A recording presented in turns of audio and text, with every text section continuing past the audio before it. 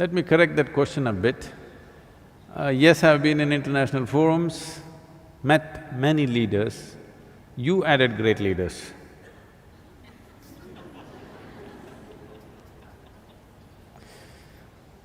So, many leaders, not always so great. Yes, there are a few great leaders, no question about that. Where is the world heading?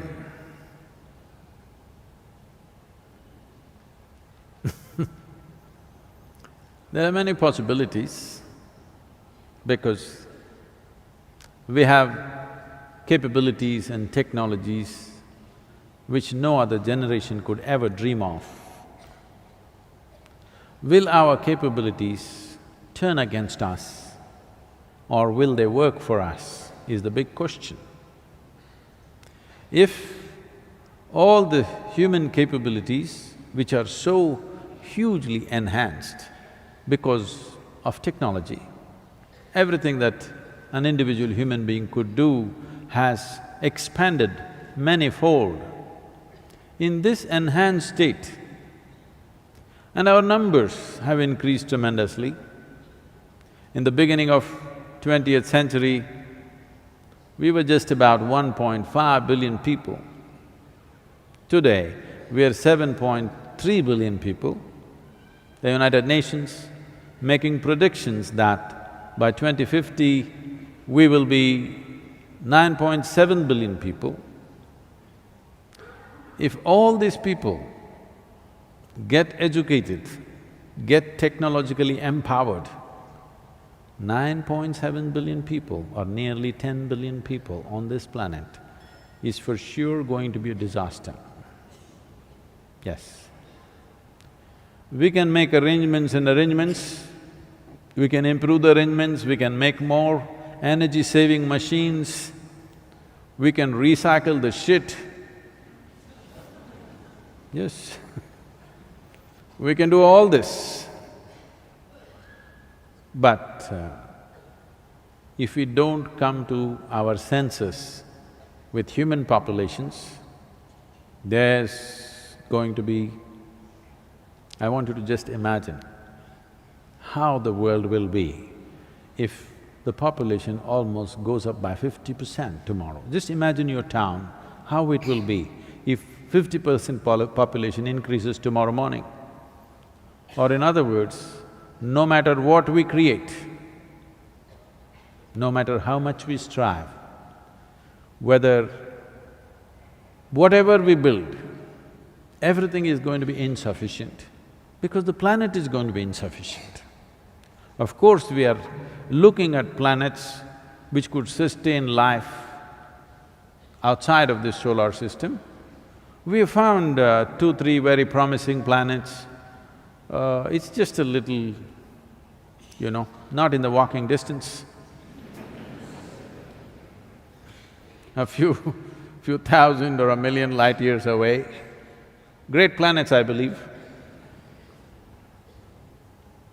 But this is the thing, but nobody wants to address this issue. Everybody wants to talk about cosmetic solutions, not address the basic problem of expanding human population. I was in a conference and I said, see, unless you reduce the human footprint on the planet, there is no solution for anything. Then they asked me a brilliant question, how do you reduce the human footprint? I said, you have to reduce the number of feet. That's the only way.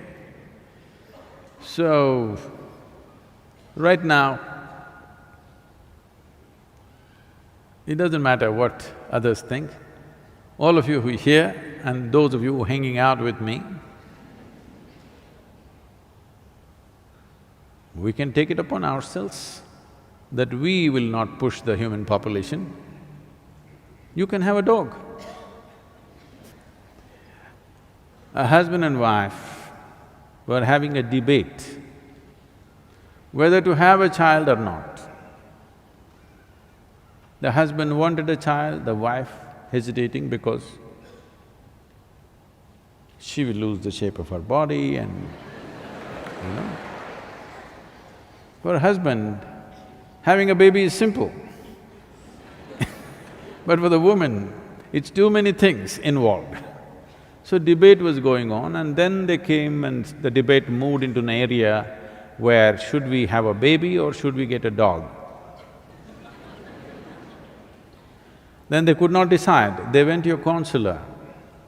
They put their problem in front of him. So he said, you got to just make up your mind whether you want to ruin the carpets or your life.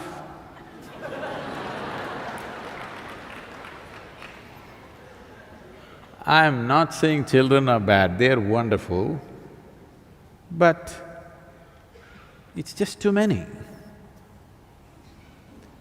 We as human beings, we are wonderful, but we are too many. We are so many that the insect population is going down. No, it's not a joke, it's very threatening. If the insect population disappears, the planet will be destroyed. Yes, the worms disappear, the planet will be destroyed. If you and me disappear, planet will flourish.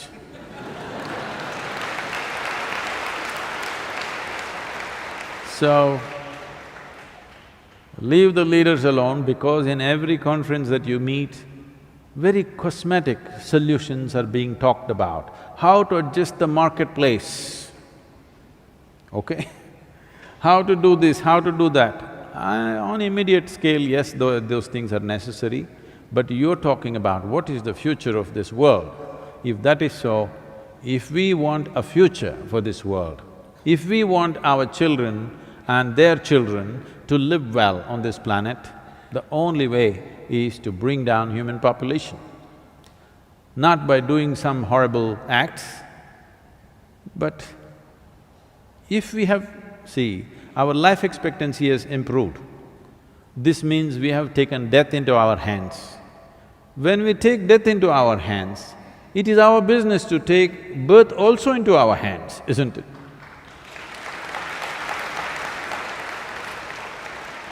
If we convince the population of this one thing, future is very bright because tomorrow morning the sun will come up, what's the problem?